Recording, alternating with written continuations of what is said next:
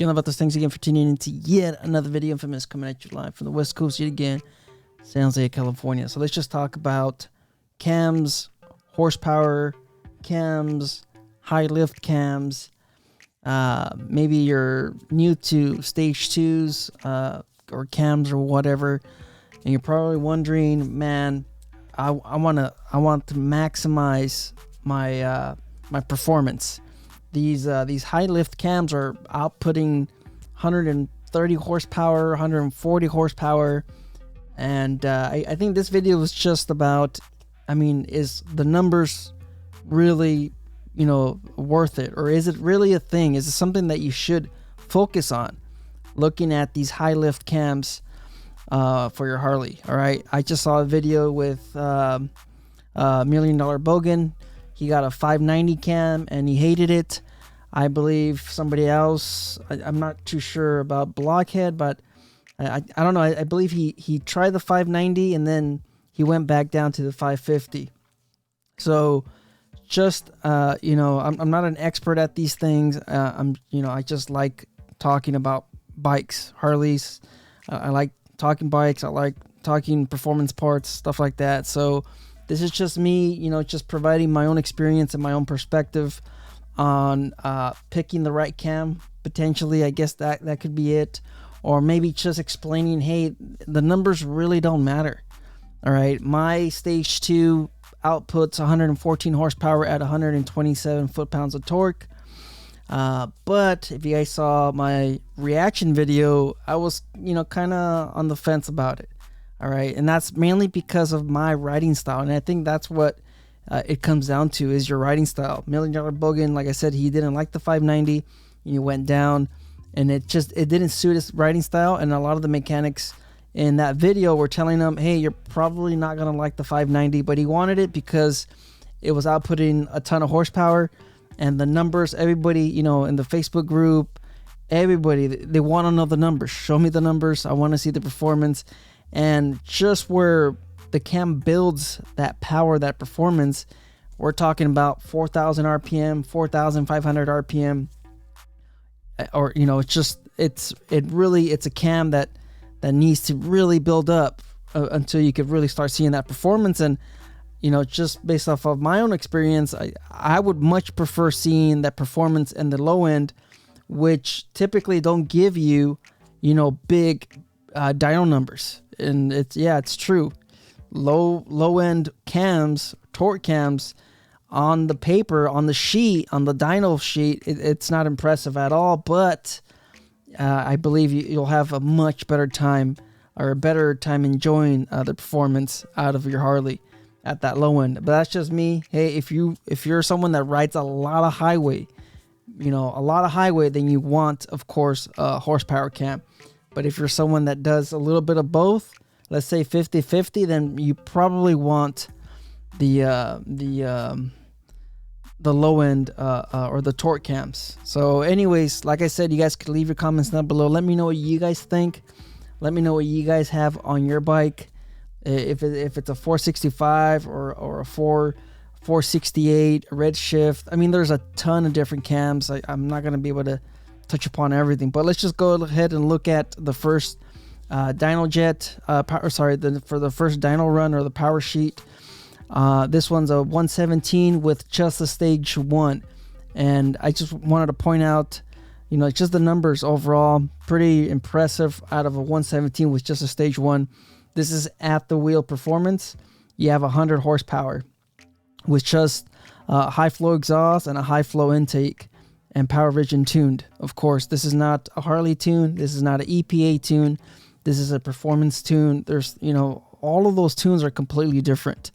All three of those, they're completely different. They offer you different numbers, and I have a video on it. I just don't want to get into it. Okay, so we have 100 foot-pounds of torque at 100 foot-pounds of horsepower and 117 foot-pounds of torque, and you can see where the power comes in. It's instant right here. 2,200, 2,500 RPM. You start seeing that power kind of build, or that torque. Sorry guys, you can see how that torque carries all the way through, all the way up to 4,200, and then it starts to kind of power down. And like I said, a lot of the high lift cams, this is where they build the power. You're not going to feel that riding city. You're not going to feel that. And maybe if you're really, getting on it and not shifting, you might see it, but I'm just pointing out, just small stuff right here.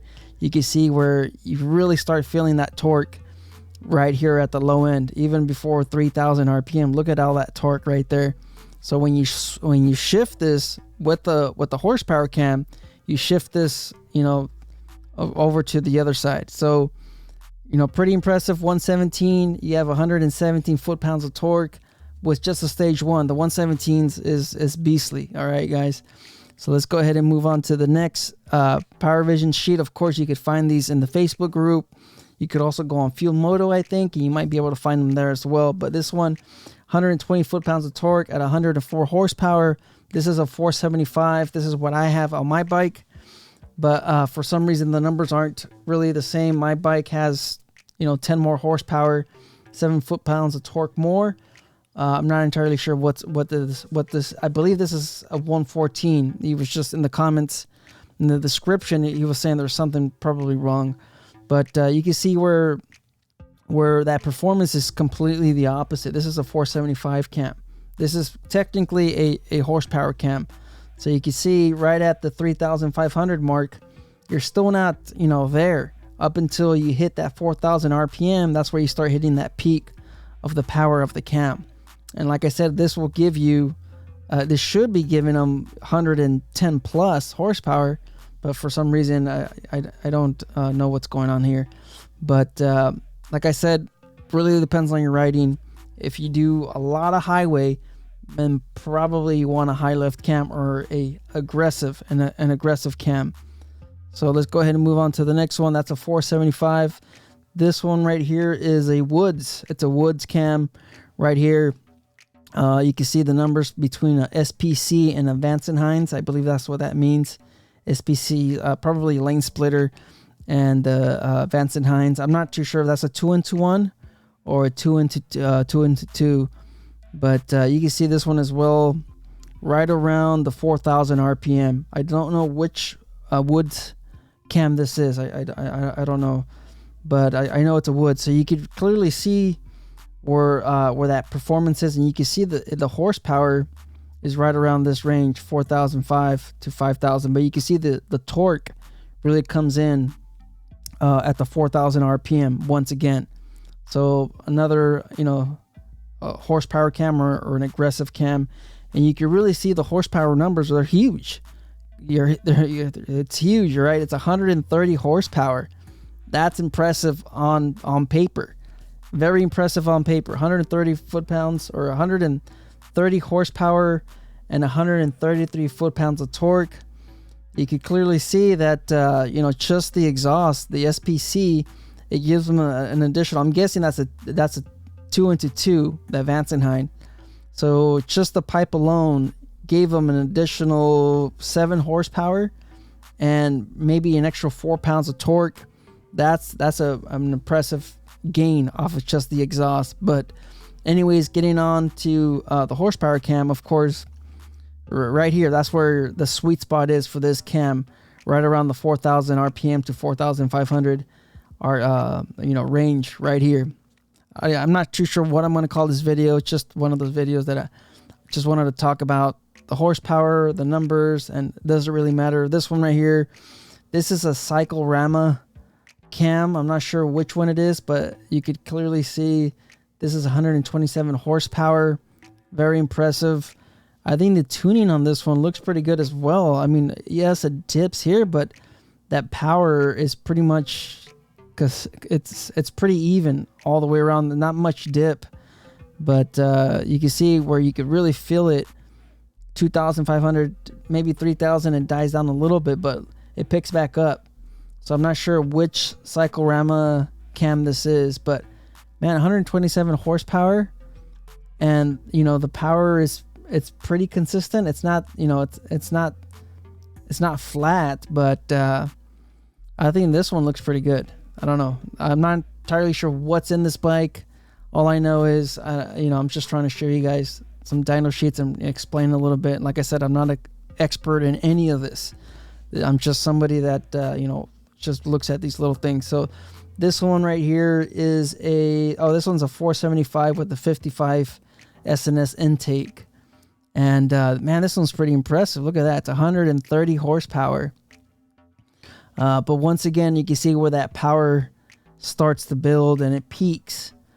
Where you really start to feel the cam come alive. And that's that 3.7 to 4,000 RPM. 4,000 RPM, 4,200 RPM. That's where you really start to feel the cam on this one. And like I said, this is a 475. So this is pretty much what I have on my bike. It's just this guy has an extra 15 horsepower on his bike, and an extra 12 foot-pounds of torque. Pretty impressive off of the numbers. So let's go ahead and move on to the next one. This is another one of those cams. This one is a Cycle Rama cam as well. It's a 485 cam. 485 right here. You guys can see it's a Cycle Rama 485. So it's also an aggressive cam. Much more aggressive than my 475. This one looks to be a little bit better overall. 3,500 RPM. And then you can build that power, that torque. You can feel that torque all the way through, 4,500. This one looks pretty good for it, being a higher lift than my 475. But what is this right here? What? I'm wondering what this is. What happened? Is that before or after? Before tune, after the tune. Okay, so before the tune. Look at that dip. And then once they tuned it, you can see how it just builds up. So this one's pretty good. 485. I'm not sure what else is in it. It's a 117. So I think the 475 and the 117, that they look pretty solid. And it's 122 horsepower at 125 foot-pounds of torque. So, pretty impressive. This one looks pretty good. 485 Cycle Rama. Nice. Anyways, moving on to the next one we have here. This one, I believe, is a 468 Cycle Rama. Redshift. I believe this is a Redshift.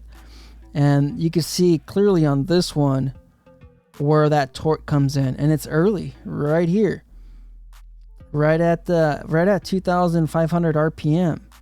You can see how that torque stays consistently pretty flat.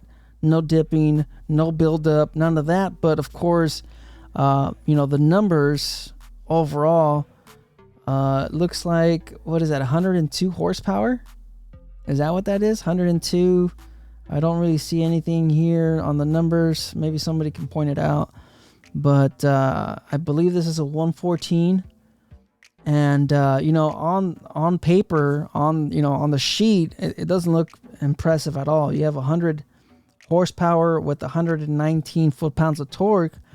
But I really believe this one is one of those cams that you'll probably enjoy a little bit more. So it just really depends on your riding. I think the numbers, the horsepower stuff, it's nice to look at, and it's nice to kind of see the numbers. Oh wow, and then of course sharing those numbers in the group. Yeah, they're impressive, but I mean, do you really ride it in that power range?